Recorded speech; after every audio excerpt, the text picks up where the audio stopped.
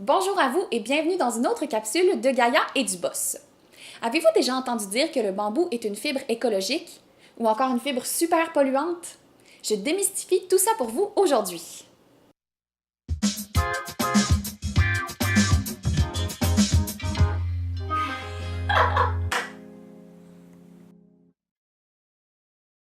La fibre de bambou est dite écologique parce qu'elle provient de plantes qui poussent très vite.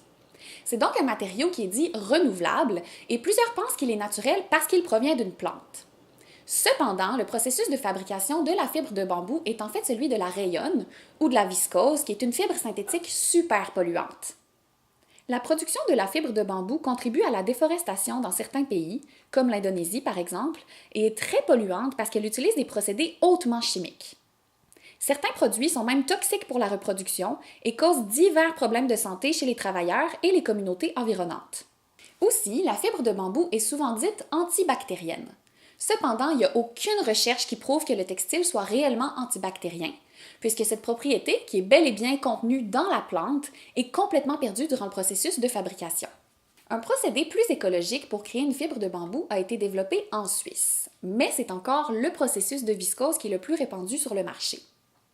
Par contre, puisque le bambou requiert très peu d'eau et très peu de pesticides pour pousser, ça représente quand même une alternative plus écologique. Cependant, pour que la fibre de bambou soit réellement considérée comme une alternative écologique, tous les processus chimiques devraient être éradiqués.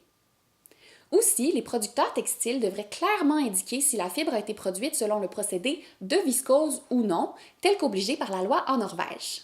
Donc, en attendant que cette même loi arrive au Canada, je vous invite à télécharger gratuitement le e-book offert par Gaïa et du Boss afin de devenir un consommateur responsable et de diminuer votre empreinte écologique et sociale par la mode.